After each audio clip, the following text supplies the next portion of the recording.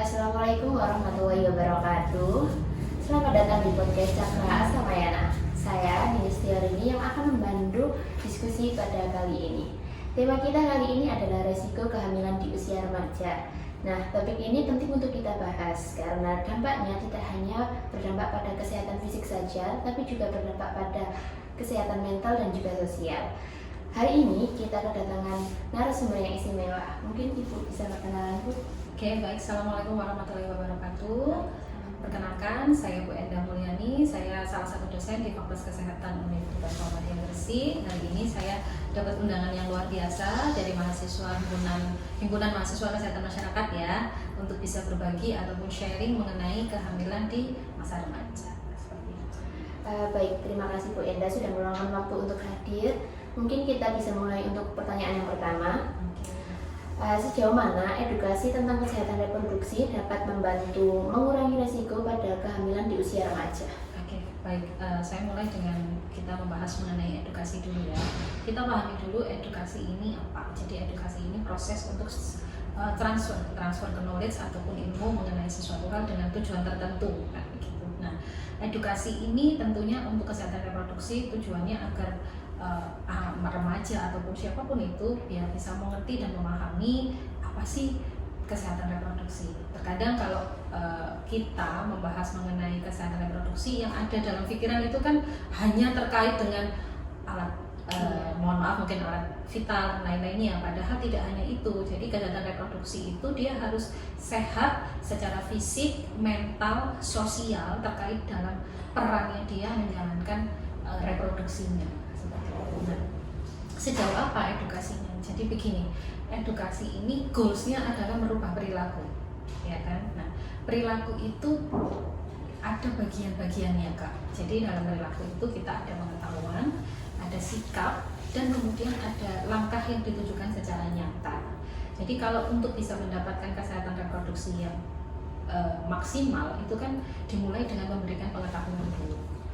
Jadi dengan edukasi ditingkatkan pengetahuannya, kemudian dia akan bersikap positif untuk menjaga kesehatan reproduksinya, baru dia akan melakukan hal-hal yang memberikan dampak baik untuk kesehatan reproduksinya. Jadi sejauh itu efek dari edukasi, kita mulai dengan memberikan pengetahuan agar dia bisa bersikap yang baik dan kemudian melakukan tindakan yang tepat untuk bisa optimal reproduksi.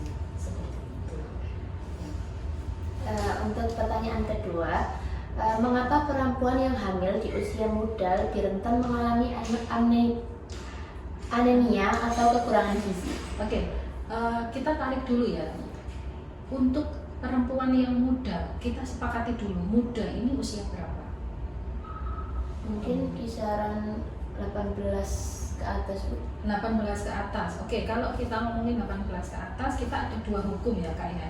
Kalau dalam secara hukum negara atau hukum Indonesia, kita dikatakan anak-anak itu kalau di bawah 18 tahun. Tapi kalau di atas 18 tahun, dia sudah masuk ke dalam usia dewasa. Namun kalau secara psikologi, secara perkembangan, secara mental, itu kita ada pembagiannya. Jadi 18 itu masih dalam kategori remaja. Nah, kalau kita ngomongin muda di sini itu kalau dalam reproduksi ya, dalam fungsi reproduksi akan ideal bila dia di atas 20 tahun. Jadi kita sepakati dulu, muda di sini itu muda di saat dia remaja atau muda untuk sesuai usia reproduksinya, itu bagaimana kita membahasnya. Oke, kita mulai kalau misalnya sesuai dengan psikologinya ya. Kalau secara psikologi otomatis kalau dia hamil di usia 18 atau 18 katakanlah, itu dia masuk dalam kategori remaja, hamil di usia remaja. Nah, kalau usia muda itu kalau untuk reproduksi ya, dia di bawah 20 tahun. Nah, teman-teman kalau misalnya lihat ya, itu saat ini hamil muda atau hamil di usia remaja ya, saya fokuskan di usia remaja, usia 14 tahun itu ada. Ini bisa dicek ya di beberapa laporan-laporan. Jadi laporan kesehatan itu usia 14 tahun itu sudah ada yang hamil di luar nikah. hamil itu ada dua ya, hamil yang di luar keinginan atau unwanted pregnancy. Itu hamil yang berapapun usianya tapi dia tidak diinginkan kehamilannya. Contoh misalnya dia sudah menikah, sudah punya keluarga, tapi tiba-tiba dia hamil padahal anaknya masih umur 2,5 atau 2 tahun ke bawah. Itu disebut dengan unwanted pregnancy. Tapi kalau untuk pregnancy yang di luar nikah, jelas dia tidak menikah dan jelas dia tidak diinginkan. Ya, jadi kalau mengatakan kehamilan tidak diinginkan itu harus hati-hati lagi, karena bisa jadi dia ada di dalam pernikahan yang sah. Tapi kalau kehamilan di luar nikah itu jelas dia tidak diinginkan dan dia di luar pernikahan.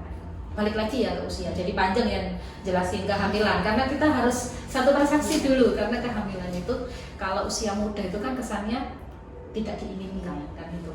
Padahal tidak diinginkan itu tadi ada dua, bisa jadi di saat dia sudah menikah tapi hamil di momen-momen dimana keluarga tadi belum siap, sehingga dia juga bisa disebut sebagai kehamilan yang tidak diinginkan. Yang pasti yang dimaksud di sini mungkin adalah kehamilan di luar nikah, ya kan? Berarti kan kita membahasnya adalah kehamilan di luar nikah pada usia muda. Usia muda di sini berarti kalau secara reproduksi yang paling aman adalah di atas 20 tahun. Kalau di bawah 20 tahun jelas dia tidak aman, baik secara fungsi reproduksinya ya. Kemudian kalau secara mental dia di 19 tahun itu dia baru masuk ke masa dewasa. Karena di 19 itu dia masuk di remaja akhir, berarti cocok ya di atas 19 untuk secara mentalnya. Seperti itu secara fungsi reproduksi tentunya di atas 20 tahun. Sekarang kita masuk nih ke fungsi sosial. Fungsi sosial lulus SMA itu tahun berapa? Umur berapa? Perkiraan mungkin umur 18-19. Kembali lagi kan, akhirnya secara sosial, secara mental dan juga secara fungsi seksual itu minimum kita katakanlah ambil 20 tahun. Ya. Berarti semua kehamilan yang di bawah 20 tahun itu akan beresiko. Kenapa? Nah, ini kan pertanyaannya. Kenapa kok bisa yang hamil muda atau di bawah 20 tahun ini bisa beresiko anemia? Karena mereka sedang masih dalam proses tumbuh kembang organ reproduksinya. Dan juga tentunya tidak hanya organ reproduksi. Tumbuh kembang secara mental, secara sosial itu masih jadi PR.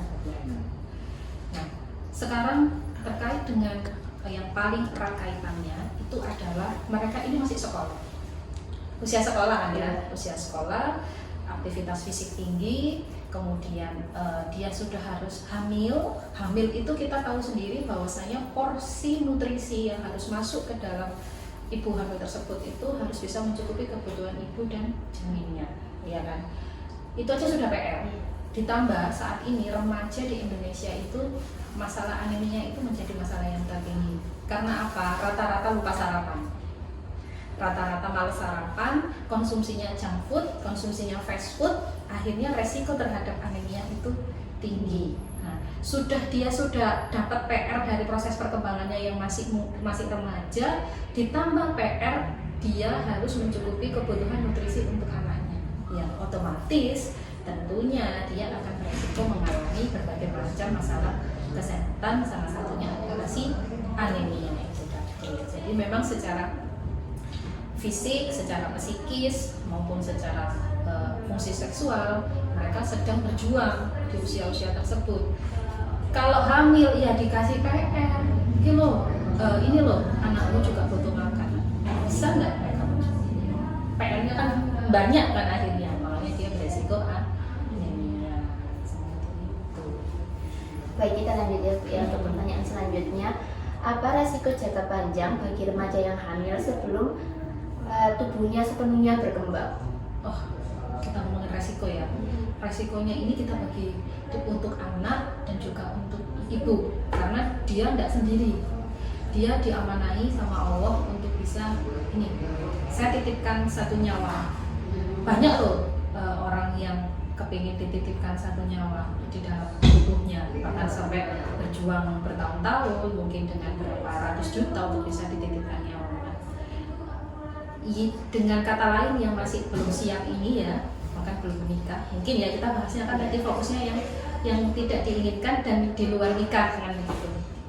Dia dititipkan seperti itu, dia tetap harus bisa memberikan yang terbaik kan buat anaknya. Jadi dampak itu ya pada anaknya dan juga pada ibunya. Kita mulai dengan dampak pada ibunya. Pada ibunya itu kalau jangka pendek otomatis resiko perdarahan, resiko anemia tadi sudah kita bahas ya di pertanyaan sebelumnya. Resiko jangka panjangnya tentunya ibu ini beresiko mengalami gangguan makanan industri. Bayangin ya, kalau kamu sesuatu yang belum siap, belum matang, rahim itu kan kayak balon. Rahim itu kayak balon, dia bisa mengecil, bisa membesar, dia bisa intinya dia ini kan masih belum siap. Gitu. Terus ditempatkan, dikasih beban, ya dikasih beban, kemudian dia harus menjalankan itu semua dengan kondisi yang tidak optimal. Misalnya mobil. Kita ngomongin mobil kondisi mesinnya belum, performanya belum bagus, diajak naik gunung, ya kan? Resikonya kan akhirnya performanya ondernya mobil ini kan juga nggak bagus dan akan resiko harus diperbaiki dan sebagainya. Sama perempuan itu di saat dia hamil tetap ada rahim yang bekerja, ada nanti di saat dia proses persalinan, vagina dan sebagainya. Mohon maaf ya ngomongnya jadi bahasanya begini, itu resikonya tinggi terhadap masalah kesehatan kedepannya. Bahkan ada beberapa riset yang mengatakan ini boleh dikoreksi apabila ada penelitian yang baru. Jadi kan memang kalau kita ngomongin penelitian kan 5%-nya kan boleh salah ya. Itu salah satu faktor resiko kanker mulut rahim, CA cervix itu adalah aktivitas seksual yang sudah sejak muda. Begitu. Jadi bisa beresiko terhadap kanker mulut rahim, kanker cervix dan salah satunya seperti itu. Itu dampak secara fisik ya. Kita ngomongin mental. Nah, kalau sudah fisik, mental ini kan gandengannya ya. Yang namanya ibu hamil itu teman-teman ada yang namanya proses psikologisnya kan. Trimester 1, trimester 2, trimester 3, bayi lahir, ibu menyusui dan sebagainya. Bayangkan anak yang masih remaja, yang dia masih punya PR secara psikologis. Remaja itu ya masih mencari jati diri, masih begini. Dia harus memberikan jati diri ke anaknya. Dia harus memberikan sepenuhnya perhatian kepada anaknya, kasih sayang kepada anaknya. Itu kan sudah PR. Bayangin, dia yang waktunya harusnya masih bermain, bekerja, belajar, dia harus fokus nih kepada anaknya. Itu tentunya secara mental itu akan sulit. Jangankan yang remaja, yang sudah bekerja, yang sudah umurnya matang, resiko yang namanya depresi postpartum itu besar. Pernah dengar depresi postpartum? Belum pernah. Jadi depresi postpartum itu ibu yang baru melahirkan, dia ini merasa depres dengan bayinya, bahkan ada yang sampai mau membunuh bayinya. Postpartum blues pernah dengar? Mungkin itu depresi postpartum blues itu.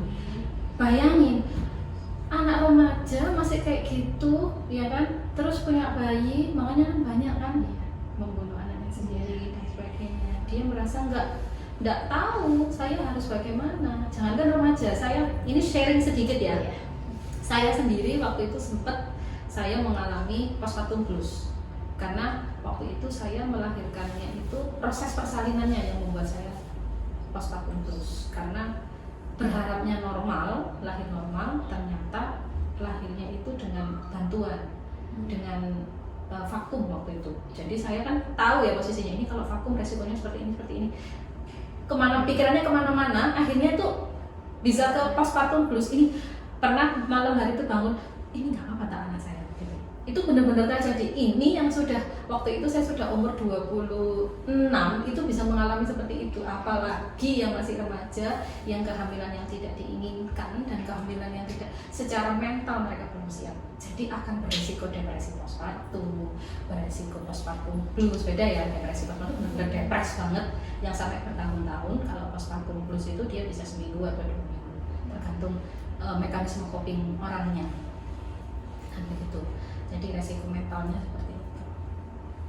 Akhirnya itu akan berdampak pada anaknya. Ibu yang sehat, ibu yang bahagia, itu yang bisa mendidik anak yang hebat.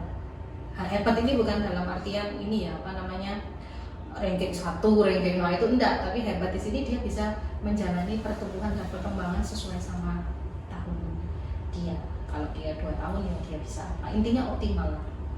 Nah, kalau ibunya sudah enggak bahagia sama dirinya sendiri, ibunya sudah stres dengan bebannya sendiri, ya otomatis itu akan berdampak pada anak-anak. Sekarang kita bergeser ke oh ya, kalau ibu yang remaja dia akan resiko tadi ya, salah satunya kan kekurangan gizi juga ada ya, anemi tadi kan juga kekurangan zat gizi Fe, juga ada kekurangan kalori. Nah, untuk anaknya, bagi ibu-ibu yang anemi, yang kekurangan gizi dan sebagainya, anaknya bisa resiko bayinya itu lahirnya berat badan kurang, atau istilahnya BBLR, berat badan bayi lahir rendah. Kalau sudah BBLR dia akan resiko stunting.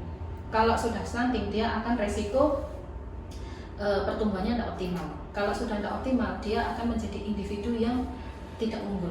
Kalau tidak unggul, dia akan menjadi beban negara. Ya, akhirnya bulat aja gitu. Kalau sudah banyak yang stunting, akhirnya dia akan menjadi beban negara karena dia tidak optimal secara fisik, secara mental, secara sosial dia berkembang kayak gitu. Jadi dampak ke ibunya, ke anaknya, secara fisik, secara psikis tadi ibunya jelas ya. Ada resiko penyakit, masalah kesehatan ke depan dan lain-lain. Anaknya juga ya dampaknya banyak, remaja itu dampaknya. Untuk pertanyaan selanjutnya, langkah-langkah apa yang dapat diambil untuk mengurangi resiko kehamilan di usia remaja?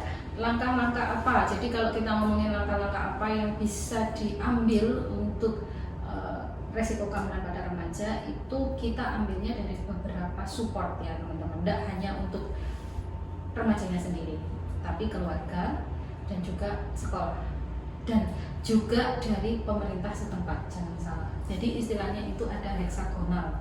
Kalau dia berjuang sendiri itu susah dengan lingkungan yang seperti ini ya, akses YouTube, akses video porno dan sebagainya, fantasi mereka itu sudah, kita nggak mungkin bisa membiarkan dia sendiri, kan seperti itu.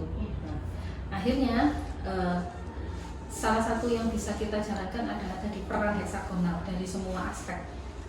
Dari sisi remajanya, dia harus sadar, dia harus mengerti, intinya dari edukasi tadi ya, resiko dan sebagainya, kemudian agamanya juga dikuatkan dan sebagainya, itu dari orangnya, dari remajanya. Kalau dari keluarganya, keluarga ini harus menjadi tempat dia pulang, tempat dia berbagi apapun itu. Bisakah keluarga itu menciptakan itu ke anaknya? Kalau belum, berarti jangan salahkan anaknya.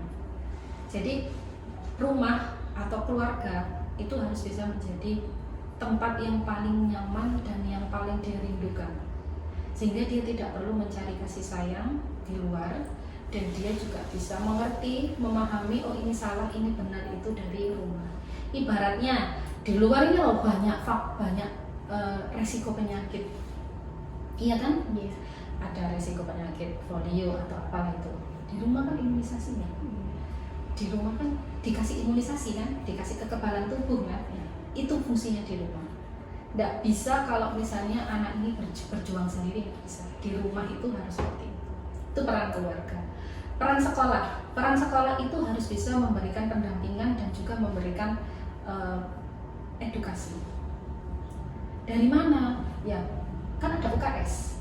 Nah, UKS ada guru BP dan sebagainya, itu bisa bekerja sama dengan instansi dan seperti kita, misalnya dengan perguruan tinggi dan sebagainya, untuk bisa memberikan edukasi secara rutin, kan seperti itu. Iya. Kemudian kalau dari pemerintah itu sangat menggalangkan banyak sekali hotline khusus, banyak sekali program-program yang digunakan pendanaan dan sebagainya untuk bisa meningkatkan kesadaran remaja, meningkatkan perubahan perilaku remaja terkait seks bebas. Ini kan ujungnya sebenarnya mencegah seks bebas ya. Nah, kita tahu sendiri seks bebas ini sudah seperti lifestyle, sudah seperti oh ya udah biasa aja, padahal dampak dan efeknya itu luar biasa. Jadi pemerintah sudah melakukan banyak hal. bahkan sampai di desa sudah ada posyandu remaja. Tujuannya adalah memang untuk mencegah seperti itu. Jadi memang harus perannya semua itu harus terjalankan, tidak bisa sendiri. Dan satu lagi, ada juga yang namanya peran dari institusi pendidikan, apapun itu. Nah, pendidikan ini harus bisa menjadi jembatan antara remaja dan kemudian pemerintah yang sudah ada program dan sebagainya untuk bisa membantu penetrasi atau membantu memberikan edukasi ke remaja. Remaja itu banyak yang nggak tahu. Kayaknya ya seakan-akan itu masalah biasa, masalah gini. Mereka nggak tahu bahwa remaja itu berproses. Hormonnya remaja itu sudah memang seperti itu. Dia harus mengerti dan harus didampingi, harus diluruskan. Makanya butuh diberikan edukasi tadi. Ya. Kita lanjut. Mengapa kehamilan di usia remaja itu dapat meningkatkan resiko kehamilan secara prematur? Balik lagi seperti yang Ibu sampaikan di awal. Jadi kalau misalnya dia remaja, otomatis dia sedang dalam proses pertumbuhan dan perkembangan organ reproduksinya. Organ reproduksi itu mulai dari rahim, ya kan, vagina dan semuanya. Pokoknya proses dia untuk mengeluarkan dan membesarkan bayinya itu kan dia sedang bertumbuh kembang ya. Dia harus dipaksa. Nah, otomatis ya apa yang dimakan itu bisa jadi dibutuhkan oleh ibunya dan nyampe ke anaknya itu enggak banyak. Maksudnya enggak sesuai kebutuhan janinnya ya, kan janin dan kebutuhannya kan double nih. Bukan berarti harus makan, kalau hamil terus makannya 2 piring ya, enggak gitu juga. Intinya maksudnya di dalam ibu yang hamil dia harus mencukupi kebutuhan harian antara dia dan janin yang dikandungnya. Nah, kalau ibunya tadi itu hamil terus kemudian konsumsinya kurang karena dia stres, karena kehamilan tidak di luar nikah tadi, akhirnya ya yang diserap oleh janinnya tadi kurang, makanya bayinya akhirnya prematur atau biasanya juga BBR, berat badan lahir rendah seperti itu. Kita lanjut, apa yang bisa menjadi resiko dan komplikasi yang mungkin dihadapi oleh remaja yang sedang hamil? Oke, itu tadi ya sudah sedikit disinggung juga ya. Jadi kalau misalnya remaja yang saat hamil itu akan ada dampak secara remajanya dan juga ada dampak untuk anaknya. Kalau dampak untuk remaja otomatis ada dampak jangka pendek dan jangka panjang. Kalau jangka pendek tentunya resiko perdarahan, resiko penyulit persalinan itu pasti akan ada. Kemudian secara mental tadi dia akan resiko mengalami gangguan depresi postpartum atau postpartum blues dan dia belum siap dan sebagainya. Ditambah kalau misalnya dia sudah dipaksa untuk menikah ya, ini satu lagi mungkin dipaksa untuk menikah ya untuk menutupi kesalahannya, untuk menutupi biar tidak malu ya sudah menikah saja. Wah, tambah bebannya jadi istri tambah susah. Padahal suatu keluarga itu tahapan menjadi keluarga itu panjang, perencanaan keluarga itu panjang. Mungkin kapan-kapan kita bisa sharing mengenai perencanaan keluarga ya. Jadi dari pemerintah itu sudah ada program perencanaan keluarga.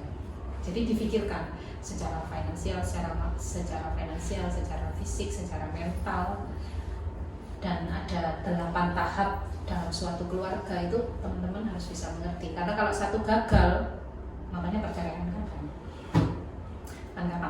Perencanaan keluarga. Kita fokus 3 kehamilan ya. Nah, mungkin ini menjadi pertanyaan yang terakhir ya Bu ya.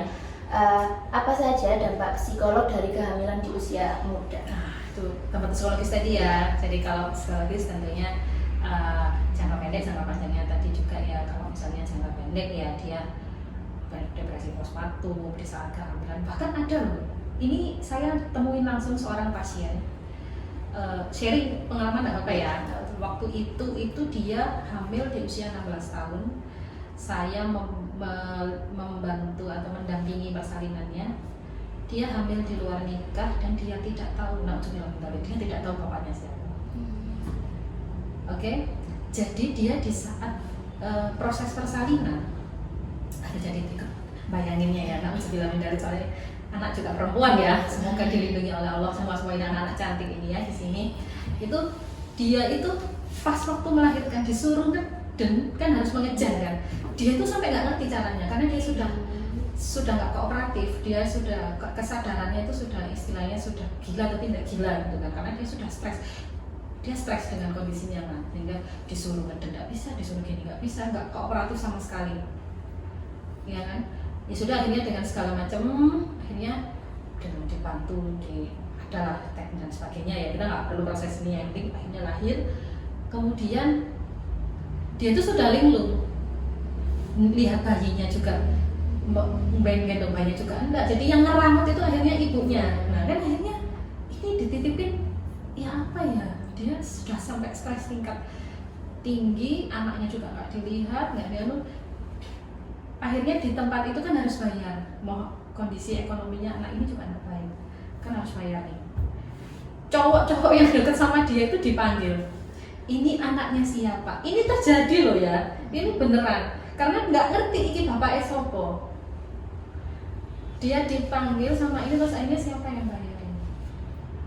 Patungan ya, silahkan, nggak tahu, pokoknya intinya dibayar. Saya nggak ikut ya, nggak tahu akhirnya siapa yang bayar, siapa yang gimana. Intinya waktu itu karena nggak ngerti ini bapaknya yang mana, akhirnya ya sudah, nggak tahu, intinya dipanggil semua, ada pertemuan keluarga.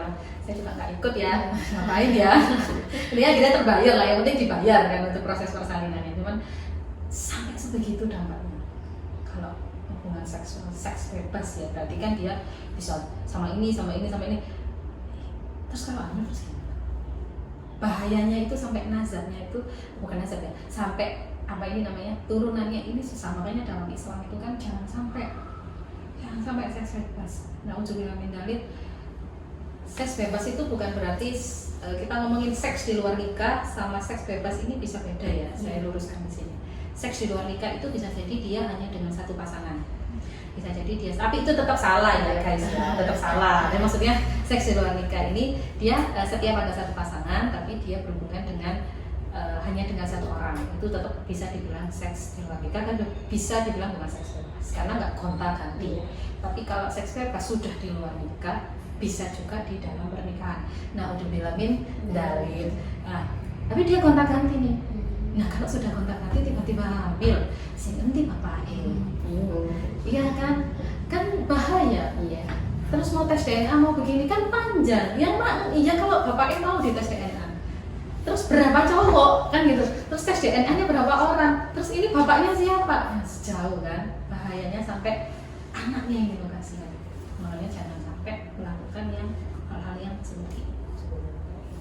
Ujungnya kan kalau kehamilan ini kan perilaku seksual. Perilaku seksualnya harus dijaga. Memang kondisinya sekarang saat ini beberapa riset pun yang masih virgin ataupun yang masih apa ini namanya pegang sudah panjang lah, sudah sedikit lah yang kenceng itu sudah sedikit. Oke, ada lagi? Sudah.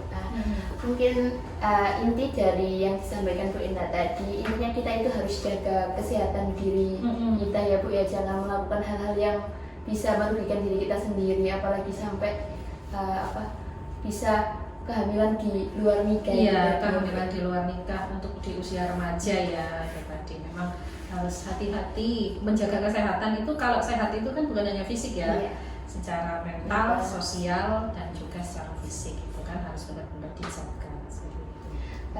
Terima kasih Bu Indah atas penjelasan yang sangat informatif. Semoga diskusi ini bermanfaat bagi pendengar kita, terutama bagi para remaja dan para orang tua. Nah, jangan lupa untuk like, komen, dan subscribe YouTube Himakesmas. Sampai jumpa di episode berikutnya. Wassalamualaikum warahmatullahi wabarakatuh. Waalaikumsalam warahmatullahi wabarakatuh.